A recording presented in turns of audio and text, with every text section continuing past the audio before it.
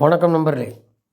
இப்போது அதிமுக, பாஜகவோட இன்னும் பல குச்சியில் சேர்ந்துரும். ஆஸ் இட் இஸ் அந்த பாமகலாம் இப்போ சொல்லலை, அறிவிக்கலை, இருக்குதுன்னு நினச்சி தான் இந்த இதெல்லாம் போயிட்டுருக்கு கருத்து கணிப்பில். அப்படி பார்க்கும்போதே இந்த இதுலலாம் பார்த்தீங்கன்னா, சென்னையில் ஒரு சில தொகுதியில் திமுக தான் வரும். மற்றபடி இந்த ராணிப்பேட்டை 3 மாவட்டம் பிரித்தார் எடப்பாடி. அந்த பக்கம்லாம் அவங்களுக்கு ஓரளவு ஃபேவராக வருது, மதுராந்தகம் உட்பட. இந்த இந்த பக்கம் தெற்கு கொங்கு கை கொடுக்கும் பாஜக, ஏடிஎம்கே. இது இன்னும் இவங்க என்ன பண்ண இவங்க என்ன செய்யலைன்றத சொல்லணும். இதுக்கிடையே போயிட்டு வந்து அரைச்சமாவை அரைக்கிறாரு எடப்பாடி அப்படின்னு சொல்லி ஸ்டாலின் சொல்கிறார். அவருக்கு ஃபெயிலியரு என்ன சரியாக என்ன சொல்கிறாங்கன்னு தெரியல, திருப்பி திருப்பி அதான் எல்லாம் சொல்கிறாங்க. எதுக்கு போனேன்னு கேட்குறாரு எடப்பாடி. 3 தடவை போகல, எதுக்கு நிதி ஆயோக் கூட்டத்துக்கு போகிறீங்க? அங்கே போய் என்ன போய் மோடி பேசுகிறீங்க? பையனை காப்பாற்ற வேறு யாராவது சீனியரை பிடிச்சிங்க, பையனை மட்டும் காப்பாற்றுன்னு. பையன் யோக்கியமாக இருந்தால் பரவாயில்ல, தப்பு பண்ணியிருந்தா இந்த பசங்களாம் கூட ஃப்ரெண்டெல்லாம் வந்தது அதுதானே. இந்த ஆதாரம் வெளியிடனா அது தானே வரணும். இதுக்கடையில் தெய்வ செயல்னு ஒரு நபர் வந்து திமுகவில் ஒய்ஃப் இருக்குது, இன்னொரு ஒய்ஃப் இருந்து இன்னொன்று பண்ணிக்கிறதே தப்பு. இன்னொரு மாணவிகளை வேண்டாம் இதெல்லாம் துன்புறுத்தினா சொல்லி அது வீடியோலாம் போட்டது. யார் யார்கிட்ட கூட்டின்னு போனார் அப்படி எடப்பாடி கேட்குறாரு. யார் யார் பெரிய தலைகள் அதில் இருக்காங்கன்னு, அது இன்னும் ஏன் கண்டுக்கலை அப்படின்னு. ஒரு பக்கம் இது வரணும் தீர்ப்பு, ஞானசேகர் எல்லாருக்கும் ஞாபகம் இருக்கும். அண்ணா யூனிவர்சிட்டியில் அந்த பெண்கிட்ட பாலியல் பலாத்காரம் பண்ணுது. இப்படி நிறையா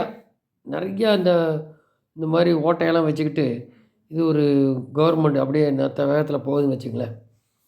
யாருக்கு மக்களுக்கு ஒன்றும் இல்லை, ஊழல் நிறையா இருக்குது. அந்த மாதிரி ஒரு கவர்மெண்ட்டு அதுதான் விசாரிச்சுட்ருக்கா. டாஸ்மாக் விசாரிக்குது, இடைக்கால தடை தெரியும்.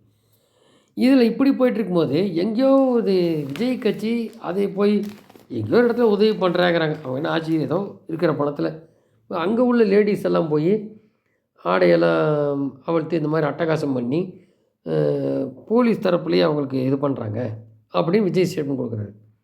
நெருக்கையாக நிற்கும் மதவுக்கு உதவுவது என்பது காவல்துறை தடுத்து நிறுத்துறீங்களே, அத்தியாவசிய பொருட்களை கொடுத்து உதவக்கூடாதா, பெண்ணீர் வேலை பூட்ஸ் காலம் வைத்து மிதிக்கிறீங்க அப்படின்னு விஜய் கட்சி ஆட்களை அப்படின்னு சொல்லிட்டு இது போன்ற மகளிருக்கு எதிராக அராஜகம் தொடர்ந்து வருது. பெருசாக மகளிர் செய்கிற உரிமை பறிக்கிற பாதுகாக்கிறவங்களாம் சொல்கிறீங்க, பெரிய போராட்டம் நடத்துவேன்னு அவர் ஒரு பக்கம் சொல்கிறாரு. ஒரு பக்கம் அரசு ஊழியர் பிரச்சனை போயிட்டுருக்கு.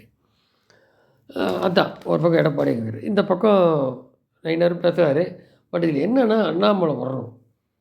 அண்ணாமலை களத்தில் ஏதோ ஒரு இதில் ஃபிக்ஸ் பண்ணி ஏற்கனவே சொல்லியிருக்காரு அமித்ஷா.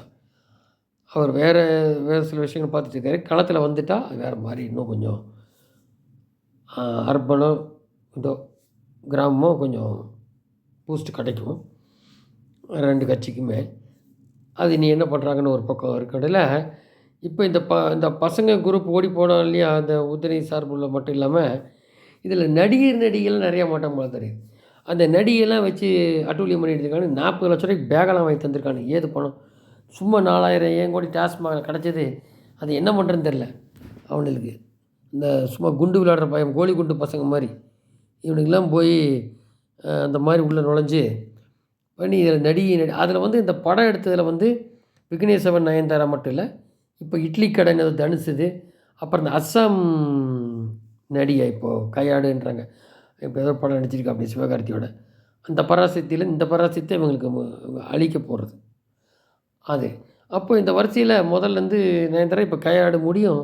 இவங்கெல்லாம் வந்து என்ன 40 லட்ச ரூபா பேகு பணம் வந்து என்ன ஏதுன்றது டாக்ஸ் போயிட்டுருக்கு.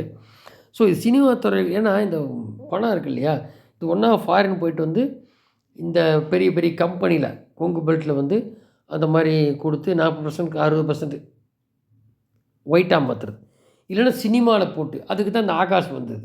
ரெட் ஜெயண்ட்டு இப்போது மந்திரியாக இருக்கிறதுனால பண்ண முடியாது, டேரெக்டாக வாங்கி விற்கிறது மட்டும் நடக்குது. யாரோ பார்த்துப்பாங்க வச்சுக்கங்க. அப்போது பினாமி பேரில் அந்த ஆகாஷ் டான் பிக்சர் மூலிமா எடுக்க வந்து 4 படம் அட் அ டைமில் 600 கோடியும் போது அப்படிங்கிறாங்க. இதில் விக்னேஷ் சிவன் நயன்தாராவும் சொல்கிறாங்க 20,000 கோடி ஒர்த்து, இந்த மாதிரி நிறையா போயிட்டுருக்கு. ஸோ இதெல்லாம் ஈடியோட தரப்பில் உள்ளது. அப்போ இவங்க சீக்கிரமே இன்னும் கொஞ்சம் டாஸ்மாக் விசாரிக்கிறதுக்கு அவங்கள்ட்ட பர்மிஷன் வாங்கலாம். சுப்ரீம் கோர்ட்டை என்ன பண்ணுறாங்கன்றது பார்க்கணும். இண்டிவிஜுவல் விசாரித்து கைது பண்ணுறது அதெல்லாம் எதுவும் இல்லை.